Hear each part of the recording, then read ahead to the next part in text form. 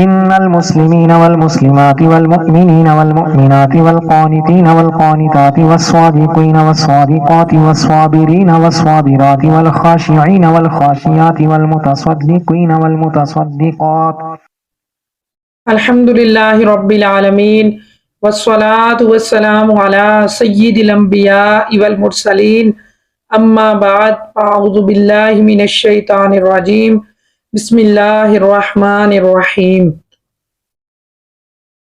ربنا آتنا فی الدنیا حسنۃ وفی الآخرۃ حسنۃ وقنا عذاب النار اللہم صلی علی سیدنا محمد وعلی آل سیدنا محمد وبارک وسلم۔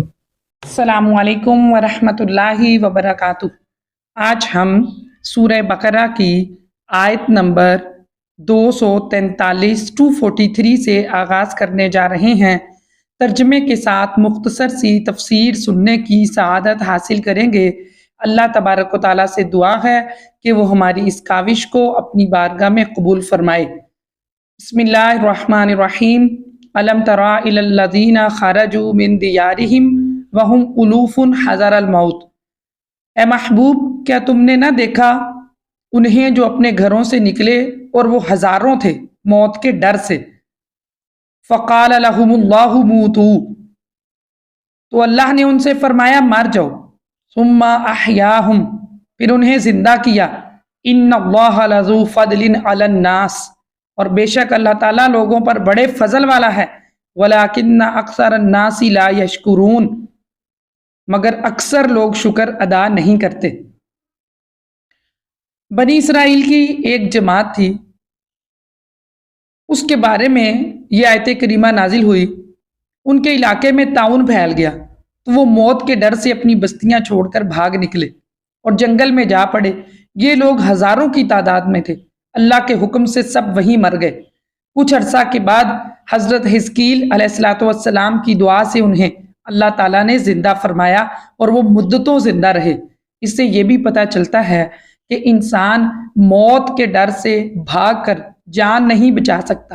جو موت مقدر میں ہے وہ ضرور پہنچے گی، اور انسان کو چاہیے کہ وہ اللہ کی رضا پر راضی رہے۔ اسی طرح جہاد سے پیٹھ پھیر کر بھاگنا موت کو دفع نہیں کر سکتا، لہٰذا انسان کو دل مضبوط رکھنا چاہیے۔ اور اللہ تعالیٰ اپنے بندوں پر بڑا ہی فضل کرنے والا ہے کہ جیسے اللہ تعالیٰ نے ان کو مرنے کے بعد دوبارہ زندگی دی۔ اللہ فرماتا ہے وَقَاتِلُوا فِي سَبِيلِ اللَّهِ وَاعْلَمُوا أَنَّ اللَّهَ سَمِيعٌ عَلِيمٌ، اور اللہ کی راہ میں لڑو اور جان لو کہ بے شک اللہ تعالیٰ سننے والا جاننے والا ہے۔ زندگی کے بارے میں سمجھایا جا رہا ہے کہ یہ ایک ایسی ناپائیدار چیز ہے کہ اس سے کبھی بھی فرار ممکن نہیں، لہٰذا اگر جہاد سے موت سے منہ پھیر کر بھاگو گے تب بھی یہ تمہیں آ لے گی۔ اللہ تبارک و تعالیٰ فرماتا ہے مَن ذا الذی یقرض اللہ قرضا حسنا، ہے کوئی جو اللہ کو اچھا قرض دے؟ فَیُضَاعِفَہُ لَہُ أَضْعَافًا، تو اللہ اس کے لیے اس قرض کو بڑھا دے، کثیرتاً، بہت زیادہ۔ واللہ یقبض ویبسط، اور اللہ تنگی دیتا ہے اور وسعت دیتا ہے۔ وَإِلَیہِ ترجعون، اور تم اسی کی طرف لوٹائے جاؤ گے۔ اللہ تعالیٰ نے محبوب صلی اللہ علیہ وآلہ وسلم پر یہ آیت کریمہ نازل فرمائی جس میں قرض کا ذکر کیا، یعنی اخلاص کے ساتھ جو بھی اللہ کی راہ میں خرچ کرے گا اس کو قرض سے تعبیر فرمایا۔ اور یہاں کمال درجے کا ایک نقطہ بیان ہوا ہے، کیونکہ بندہ اس کا بنایا ہوا اور بندے کا مال اس کا عطا فرمایا ہوا۔ حقیقی مالک تو اللہ تبارک و تعالیٰ ہی ہے، لیکن بندہ مجازی مالک بن جاتا ہے۔ مگر قرض سے تعبیر اس لیے فرمایا گیا کہ جس طرح قرض کسی کو دیا جاتا ہے تو جس نے قرض دیا ہوتا ہے اس کو اس بات کا یقین ہوتا ہے کہ اس کا مال ضائع نہیں ہوا، وہ واپس اس کو ملے گا۔ تو اسی طرح جو اللہ کی راہ میں خرچ کرتے ہیں ان کو اس بات پر اطمینان رکھنا چاہیے کہ وہ خرچ کرنے کا بدلہ اللہ تعالیٰ دنیا میں بھی کئی گنا بڑھا کر عطا فرمائے گا اور آخرت میں بھی 700 گنا یا اس سے بھی زیادہ بڑھا کے عطا فرمائے گا۔ اس لیے اگر آپ اپنے قرب و جوار میں بھی غور و فکر کریں تو کئی امیر ترین لوگ ہیں جو اللہ کی راہ میں بے شمار صدقہ اور خیرات کرتے ہیں اور اللہ تعالیٰ اور عطا فرماتا ہے، اور کئی ایسے غریب ہیں لاکھوں کے حساب سے کہ جو اللہ کی راہ میں خرچ نہیں کرتے بلکہ غربت کا ہر وقت رونا روتے رہتے ہیں، تو ان پر تنگ دستی ہوتی ہے، اس لیے کہ جو اللہ کی راہ میں خرچ نہیں کرتا اس کا پیسہ بڑھتا نہیں ہے۔ جو اللہ کی راہ میں خرچ کرتا ہے اللہ تعالیٰ غیب سے اس کو عطا فرماتا ہے، پھر اللہ تعالیٰ جو خرچ کرے اس کو وسعت دے دیتا ہے، اور جو بخیلی اختیار کرتا ہے اس کو تنگ کر دیتا ہے رزق اس کا۔ حضرت ابو ہریرہ رضی اللہ عنہ سے روایت ہے، رسول اللہ صلی اللہ علیہ وسلم نے ارشاد فرمایا، رحمان کا دست قدرت بھرا ہوا ہے، بے حد و حساب رحمتیں اور نعمتیں یوں برسانے والا ہے کہ دن رات نے اس میں کچھ کم نہ کیا، یعنی عطا فرماتا جا رہا ہے، کچھ کم نہیں ہو رہا۔ اور دیکھو تو کہ آسمانوں اور زمین کی پیدائش سے اب تک اللہ تعالیٰ نے کتنا خرچ کر دیا ہے، لیکن اس کے باوجود اس کے دست قدرت میں جو خزانے ہیں اس میں کچھ کمی نہیں آئی۔ الم تری الی الملأ من بنی اسرائیل من بعد موسیٰ، اے حبیب کیا تم نے بنی اسرائیل کے ایک گروہ کو نہ دیکھا جو موسیٰ کے بعد ہوا؟ اذ قالوا لنبی لہ مبعث لنا مالکا نقاتل فی سبیل اللہ، جب انہوں نے اپنے ایک نبی سے کہا کہ ہمارے لیے ایک بادشاہ مقرر کر دیں تاکہ ہم اللہ کی راہ میں لڑیں۔ قال هل عصیتم ان کتب علیکم القتال الا تقاتلوا، اس نبی نے فرمایا کیا ایسا تو نہیں ہوگا کہ اگر تم پر جہاد فرض کیا گیا تو پھر تم جہاد نہ کرو؟ قالوا وما لنا الا نقاتل فی سبیل اللہ، کہنے لگے ہمیں کیا ہوا ہے کہ ہم اللہ کی راہ میں جہاد نہ کریں؟ وقد اخرجنا من دیارنا وابنائنا، اور ہم اپنے گھروں سے بھی نکالے گئے اور اپنی اولاد سے بھی نکالے گئے۔ فلما کتب علیہم القتال تولوا الا قلیلا منہم، پس جب ان پر جہاد فرض ہو گیا تو منہ پھیر لیا سوائے تھوڑے سے لوگوں کے۔ واللہ علیم بالظالمین، اور اللہ تعالیٰ ظالموں کو جانتا ہے۔ جہاد کا حکم دینے کے بعد اب جہاد کا ہمت اور حوصلہ پیدا کرنے والا ایک بڑا ہی دلچسپ واقعہ اس میں پیش کیا جا رہا ہے۔ چنانچہ بتایا گیا کہ حضرت موسیٰ علیہ السلام کے بعد جب بنی اسرائیل کے اعتقاد اور اعمال خراب ہو گئے اور انہوں نے اللہ کے عہد کو فراموش کیا، بت پرستی میں مبتلا ہوئے، ان کی سرکشی بدفعلی بہت انتہا کو پہنچی، تو ان پر قوم جالوت مسلط کر دی گئی جس کو امالیکہ کہتے ہیں۔ جالوت ایک نہایت جابر بادشاہ تھا، اس کی قوم کے لوگ مصر اور فلسطین کے درمیان بحر روم کے ساحل پر رہتے تھے۔ انہوں نے بنی اسرائیل کے شہر چھین لیے، ان کے لوگ گرفتار کر لیے اور ان پر طرح طرح کی سختیاں کی۔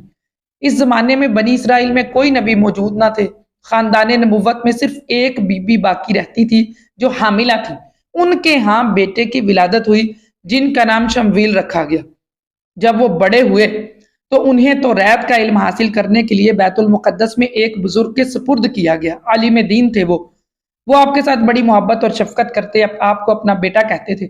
جب حضرت شمویل علیہ السلام بلوغت کی عمر کو پہنچے تو ایک رات آپ اس عالم کے قریب آرام کر رہے تھے کہ حضرت جبریل علیہ السلام نے اسی عالم کی آواز میں یا شمویل کہہ کر پکارا۔ آپ ان کے پاس گئے اور فرمایا کہ آپ نے مجھے پکارا ہے؟ عالم نے اس خیال سے کہ انکار کرنے سے کہیں آپ ڈر نہ جائیں، یہ کہا کہ جاؤ بیٹا سو جاؤ۔ پھر دوبارہ حضرت جبریل علیہ السلام نے اس طرح پکارا اور حضرت شمویل علیہ السلام پھر اس عالم کے پاس گئے۔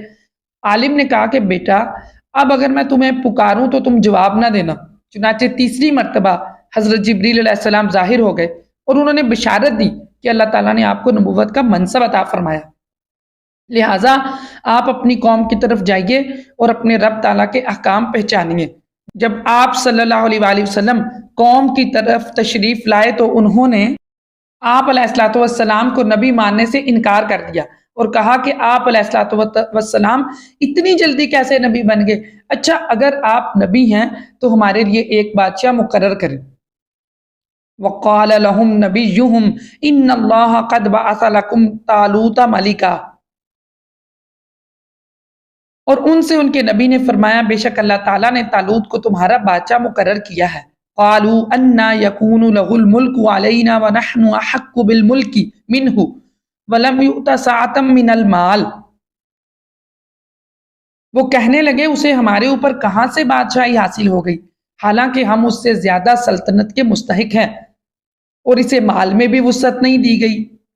قال ان اللہ اصطفاہ علیکم وزادہ بسطۃ فی العلم والجسم، اس نبی نے فرمایا اسے اللہ نے تم پر چن لیا ہے اور اسے علم اور جسم میں کشادگی زیادہ دی گئی ہے۔ واللہ یؤتی ملکہ من یشاء، اور اللہ جس کو چاہتا ہے اپنے ملک میں عطا فرماتا ہے، اپنا ملک عطا فرما دیتا ہے۔ واللہ واسع علیم، اور اللہ تعالیٰ وسعت والا جاننے والا ہے۔ بنی اسرائیل نے چونکہ بادشاہ مقرر کرنے کی درخواست کی تھی، جب حضرت شمویل علیہ السلام کو اللہ تعالیٰ کی طرف سے ایک عصا ملا اور بتایا گیا کہ جو شخص تمہاری قوم کا بادشاہ ہوگا اس کا قد عصا کے برابر ہوگا، چنانچہ لوگوں کی پیمائش کرنے پر طالوت کا قد اس عصا کے برابر نکلا، تو حضرت شمویل علیہ السلام نے فرمایا میں تمہیں حکم الہی سے بنی اسرائیل کا بادشاہ مقرر کرتا ہوں، اور بنی اسرائیل سے فرمایا کہ اللہ تعالیٰ نے طالوت کو تمہارا بادشاہ بنا کر بھیجا ہے۔ جب بنی اسرائیل کے بارے میں یہ بتایا گیا کہ ان کے اوپر بادشاہ جو مسلط کیا گیا ہے وہ طالوت ہے، تو وہ اس کا انکار کرنے لگے اور کہنے لگے کہ یہ تو نبیوں کی اولاد میں سے نہیں ہے، نہ اس کے پاس بہت زیادہ سلطنت ہے، نہ مال و دولت ہے، تو ہم تو اس سے زیادہ حقدار ہیں۔ تو یہاں پر یہ بات ارشاد فرمائی گئی کہ زیادہ مال کا ہونا حکومت کے لیے ضروری نہیں ہے، بلکہ علم اور قوت سلطنت کے لیے یہ دو بڑے معاون ہیں۔ تو یہ جو طالوت تھا یہ تمام بنی اسرائیل میں زیادہ علم رکھتا تھا اور سب سے زیادہ جسیم اور توانا تھا، اسی لیے وہی بادشاہت کا مستحق ہوا، اور اللہ تعالیٰ جسے چاہتا ہے اپنا ملک عطا فرماتا ہے۔ وقال لهم نبيهم ان آیت ملکہ ان یأتیکم التابوت فیہ سکینۃ من ربکم وبقیۃ مما ترک آل موسیٰ وآل ہارون تحملہ الملائکہ، اور ان سے ان کے نبی نے فرمایا اس کی بادشاہی کی نشانی یہ ہے کہ وہ تمہارے پاس وہ تابوت آ جائے گا جس میں تمہارے رب کی طرف سے دلوں کا چین ہے اور معزز موسیٰ اور معزز ہارون کی چھوڑی ہوئی چیزوں کا بقیہ ہے، اور فرشتے اسے اٹھائے ہوئے ہوں گے۔ ان فی ذالک لآیۃ لکم ان کنتم مؤمنین، بے شک اس میں تمہارے لیے بڑی نشانی ہے اگر تم ایمان والے ہو۔ بنی اسرائیل نے چونکہ طالوت کی بادشاہت کی کوئی نشانی مانگی تھی، اس پر اللہ تعالیٰ نے حضرت شمویل علیہ السلام سے فرمایا کہ طالوت کی بادشاہی کی نشانی یہ ہے کہ وہ تمہارے پاس جو مشہور بابرکت تابوت ہے وہ آئے گا، اس سے جسے تمہیں تسکین ملتی تھی، حضرت موسیٰ اور حضرت ہارون علیہ السلام کے تبرکات تھے۔ یہ تابوت آدم علیہ السلام سے لے کر باقی انبیاء تک منتقل ہوتا رہا، یہ انہی پر نازل ہوا تھا، اور اس میں ان کی تصویریں تھی انبیاء کی، ان کے مکانات کی، اور آخر میں رسول اللہ صلی اللہ علیہ وسلم کی سرخ یاقوت پر تصویر مبارک تھی، جس میں آپ علیہ الصلوۃ والسلام نماز کی حالت میں قیام میں ہیں اور آپ کے ارد گرد آپ کے صحابہ موجود ہیں۔ حضرت آدم علیہ السلام نے ان تمام تصاویروں کو دیکھا، یہ صندوق نسل در نسل منتقل ہوتا ہوا حضرت موسیٰ علیہ السلام تک پہنچا۔ آپ اس میں توریت رکھتے تھے، اپنا مخصوص سامان، چنانچہ اس تابوت میں توریت کی تختیوں کے ٹکڑے بھی تھے، موسیٰ علیہ السلام کا عصا، ان کے کپڑے اور ان کی نعلین شریف، اور حضرت ہارون علیہ السلام کا امامہ اور ان کا عصا، اور تھوڑا سا من وہ جو بنی اسرائیل پر نازل ہوتا تھا۔ حضرت موسیٰ علیہ السلام جنگ کے موقع پر اس صندوق کو آگے رکھتے تھے، اس سے بنی اسرائیل کے دلوں کو تسکین رہتی تھی۔ آپ علیہ الصلوۃ والسلام کے بعد یہ تابوت بنی اسرائیل میں چلتا آیا، جب انہیں کوئی مشکل درپیش ہوتی تو وہ اس تابوت کو سامنے رکھ کر دعائیں کرتے اور کامیاب ہوتے، دشمنوں کے مقابلے میں اس کی برکت سے فتح پاتے۔ جب بنی اسرائیل کی حالت خراب ہوئی اور ان کی بدعمالی بڑھ گئی اور اللہ تعالیٰ نے ان پر قوم عمالقہ کو مسلط کیا تو وہ تابوت ان سے چھین کر لے گئے، اس کو نجس اور گندی جگہ پر رکھا، جس کی وجہ سے وہ مختلف بیماریوں اور عذابات میں مبتلا ہوئے، مصائب میں، اور وہ یہ بھی جانتے تھے کہ یہ بے حرمتی کی وجہ سے ہوا، اس تابوت کی جو انہوں نے بے حرمتی کی اس کی وجہ سے ان کو سزائیں ملی، گستاخیوں کی وجہ سے ان کی 5 بستیاں ہلاک ہوئیں، اور ان کو پھر یقین ہو گیا کہ یہ توہین جو بے ادبی ہم نے تابوت سکینہ کی ہے یہ اس کی وجہ سے۔ چنانچہ انہوں نے تابوت ایک بیل گاڑی پر رکھا اور بیلوں کو چھوڑ دیا، اور فرشتے اس بنی اسرائیل کے سامنے تابوت کو بنی اسرائیل کے سامنے لائے، اور چونکہ اس تابوت کا آنا بنی اسرائیل کے لیے تالوت کی بادشاہی کی نشانی قرار دیا گیا تھا، لہٰذا بنی اسرائیل نے اسے یہ دیکھ کر تالوت کی بادشاہی کو تسلیم کر لیا اور بلا تاخیر جہاد کے لیے آمادہ ہو گئے، کیونکہ تابوت کے آنے سے انہیں اپنی فتح کا یقین ہو گیا۔ طالوت نے بنی اسرائیل میں سے 70,000 جوان منتخب کیے، جن میں حضرت داؤد علیہ السلام بھی تھے۔ اس واقعے سے کئی مسائل پتہ چلتے ہیں۔ بزرگوں کے تبرکات کا احترام کرنا چاہیے، ان کی برکتیں ہوتی ہیں، ان سے دعائیں قبول ہوتی ہیں۔ تبرکات کی تعظیم پچھلے انبیاء سے چلتی آ رہی ہے۔ سورہ یوسف میں بھی حضرت یوسف علیہ السلام کے کرتے کی برکت سے حضرت یعقوب علیہ السلام کی آنکھوں کے روشن ہونے کا واقعہ ہے۔ تبرکات کی بے ادبی اور گستاخی گمراہ لوگوں کا طریقہ ہے اور یہ بربادی کا سبب ہے۔ اللہ تعالیٰ کے پیاروں سے نسبت رکھنے والی ہر چیز پر برکت ہوتی ہے، جیسے تابوت سکینہ میں حضرت موسیٰ علیہ السلام کے نالین شریفین یعنی پاؤں میں پہننے کے جوڑے بھی برکت کا ذریعہ تھے۔ اسی طرح انبیاء کرام کی جو تصویریں تھیں وہ کسی آدمی کی بنائی ہوئی نہ تھیں بلکہ اللہ کی طرف سے آئی تھیں۔ فلما فصل طالوت بالجنود، پھر جب طالوت لشکروں کو لے کر شہر سے جدا ہوا، قال ان اللہ مبتلیکم بنہر، کہا کہ اللہ تعالیٰ تمہیں ایک نہر کے ذریعے آزمائے گا، فمن شرب منہ فلیس منی، تو جو اس میں سے پیے گا وہ ہم میں سے مجھ میں سے نہیں، ومن لم یطعمہ فانہ منی الا من اغترف غرفۃ بیدہ، اور جو نہ پیے گا وہ میرا ہے سوائے اس کے جو ایک چلو ہاتھ سے بھر لے، فشربوا منہ الا قلیلا منہم، تو پانی پی لیا ان میں سے مگر تھوڑے لوگوں نے، فلما جاوزہ هو والذین آمنوا معہ،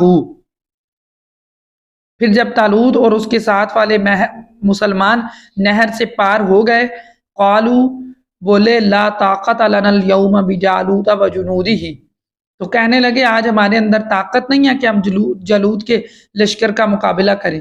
قال الذین یظنون انہم ملاقو اللہ، اور جو لوگ اللہ سے ملاقات کا یقین رکھتے تھے انہوں نے کہا کم من فئۃ قلیلۃ غلبت فئۃ کثیرۃ باذن اللہ، کہ کتنے ہی کم تعداد والے غالب آ جاتے ہیں زیادہ پر اللہ کے حکم سے، اللہ مع الصابرین، اور اللہ صبر کرنے والوں کے ساتھ ہے۔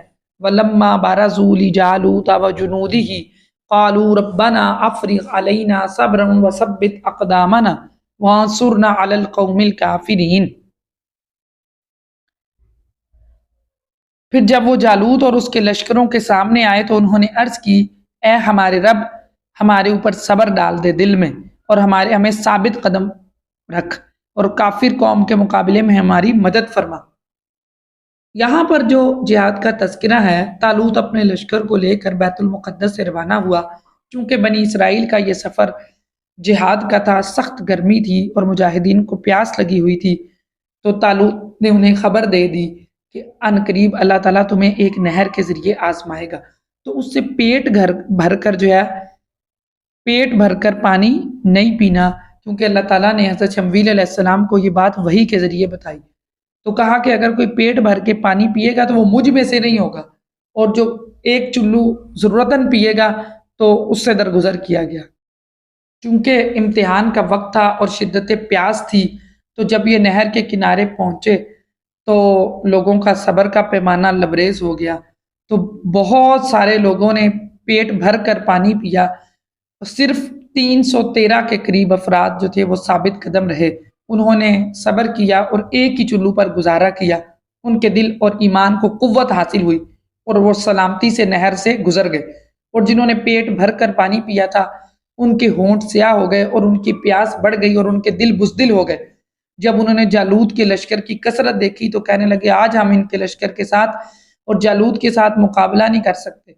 اس کے برعکس جنہوں نے کم پانی پیا تھا انہوں نے اللہ سے ملاقات اور اللہ رب العزت کی رضا کے شوق میں کہا کہ ایسا تو کئی مرتبہ ہوا ہے کہ چھوٹا گروہ اپنے سے بڑے گروہ پر اللہ کے حکم سے غالب آتا ہے، اور اللہ تو صبر کرنے والوں کے ساتھ ہے۔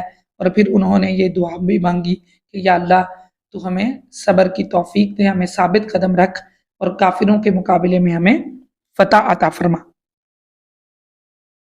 فَهَزَمُوهُم بِإِذْنِ اللَّهِ، تو انہوں نے اللہ کے حکم سے دشمنوں کو بھگا دیا۔ وَقَتَلَ دَاوُودُ جَالُوتَ، اور قتل کیا داؤد نے جالوت کو۔ وَأَتَاهُ اللَّهُ الْمُلْكَ، اور اللہ نے ان کو ملک عطا کیا۔ وَالْحِکْمَةَ، اور حکمت۔ وَعَلَّمَهُ مِمَّا يَشَاءُ، اور جو اللہ نے چاہا ان کو سکھایا۔ وَلَوْلَا دَفْعُ اللَّهِ النَّاسَ بَعْضَهُم بِبَعْضٍ، اور اللہ اگر لوگوں میں ایک کے ذریعے دوسرے کو دفع نہ کرتا تو لفسدت الارض، تو زمین میں فساد برپا کرتے۔ ولیکن اللہ ذو فضل علی العالمین، اور لیکن اللہ بڑے فضل والا ہے تمام جہانوں پر۔ جب دونوں لشکر آمنے سامنے میدان جنگ میں ہوئے تو جالوت نے بنی اسرائیل سے مقابلہ کرنے والا طلب کیا۔ وہ اس کی قوت اور جسامت دیکھ کر گھبرا گئے، کیونکہ وہ بڑا جابر، قوی اور شزور، بڑے جسم والا اور قداور تھا۔ طالوت نے اپنے لشکر میں اعلان کیا کہ جو شخص جالوت کو قتل کرے میں اپنی بیٹی کا نکاح اس سے کروں گا اور آدھا ملک اسے دے دوں گا، مگر کسی نے جواب نہ دیا۔ طالوت نے حضرت شمویل علیہ السلام سے عرض کیا کہ آپ اللہ کی بارگاہ میں دعا کریں کہ آپ نے دعا کی تو بتایا گیا کہ حضرت داؤد علیہ السلام جالوت کو قتل کریں گے۔ حضرت داؤد علیہ السلام کے والد عیشا طالوت کے لشکر میں تھے اور ان کے ساتھ ان کے تمام فرزند بھی تھے۔ حضرت داؤد علیہ السلام ان میں سب سے چھوٹے تھے اور بیمار تھے، رنگ زرد تھا اور بکریاں چرایا کرتے تھے۔ جب طالوت نے آپ سے عرض کیا کہ اگر آپ جالوت کو قتل کریں تو میں اپنی بیٹی آپ کے نکاح میں دے دوں گا اور آدھا ملک آپ کو پیش کر دوں گا، تو آپ نے اس پیشکش کو قبول کیا اور جالوت کی طرف روانہ ہو گئے۔ لڑائی کی صفیں بند گئیں اور داؤد علیہ السلام اپنے دستے مبارک میں گوپھن یعنی پتھر پھینکنے والی رسی لے کر جالوت کے سامنے آئے۔ جالوت کے دل میں آپ کو دیکھ کر دہشت پیدا ہوئی، مگر اس نے بڑی بڑی متکبرانہ باتیں کی، اپنی قوت سے آپ کو مروب کرنا چاہا۔ آپ نے اپنی رسی میں پتھر رکھ کر مارا، وہ اس کی پیشانی کو توڑ کر پیچھے سے نکل گیا اور جالوت مر کر گر گیا۔ حضرت داؤد علیہ السلام نے اسے لا کر طالوت کے سامنے ڈال دیا۔ تمام بنی اسرائیل بڑے خوش ہوئے اور طالوت نے حضرت داؤد علیہ السلام کو حسب وعدہ نصف ملک دیا اور اپنی بیٹی کا آپ کے ساتھ نکاح کر دیا۔ ایک مدت کے بعد طالوت نے وفات پائی اور تمام ملک پر حضرت داؤد علیہ السلام کی سلطنت ہوئی۔ تلک آیات اللہ نتلوہا علیک بالحق، یہ اللہ کی آیتیں ہیں جو اے حبیب ہم آپ کے سامنے حق کے ساتھ پڑھتے ہیں۔ وَإِنَّكَ لَمِنَ الْمُرْسَلِينَ، اور بے شک تم رسولوں میں سے ہو۔ گمشدہ تاریخی حالات اور علوم غیبیہ کا عطا ہونا حضور صلی اللہ علیہ وسلم کی نبوت کی دلیل ہے کہ نہ تو آپ نے علم تاریخ حاصل کیا اور نہ مورخین کی صحبت میں بیٹھے، پھر بھی ایسے درست حالات بیان فرمائے۔ اس سے معلوم ہوا کہ آپ صلی اللہ علیہ وآلہ وسلم سچے رسول اور صاحب وحی ہیں۔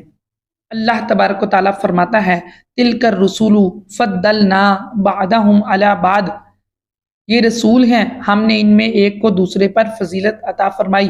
منہم من کلم اللہ ورفع بعضهم درجات، اور ان میں سے کسی سے اللہ نے کلام فرمایا اور کوئی وہ ہے جسے سب درجوں پر بلندی عطا فرمائی۔ وآتینا عیسی ابن مریم البینات وأیدناہ بروح القدس، اور ہم نے مریم کے بیٹے عیسیٰ کو کھلی نشانیاں عطا فرمائیں اور روح القدس کے ساتھ ان کی مدد کی۔ وَلَوْ شَاءَ اللَّهُ مَا اقْتَتَلَ الَّذِينَ مِن بَعْدِهِم مِّن بَعْدِ مَا جَاءَتْهُمُ الْبَيِّنَاتُ وَلَٰكِنِ اخْتَلَفُوا فَمِنْهُم مَّنْ آمَنَ وَمِنْهُم مَّنْ كَفَرَ، اور اگر اللہ چاہتا تو ان کے بعد والے آپس میں نہ لڑتے، جبکہ ان کے پاس کھلی نشانیاں آ چکی تھی، لیکن انہوں نے آپس میں اختلاف کیا تو ان میں کوئی مومن رہا اور کوئی کافر ہو گیا۔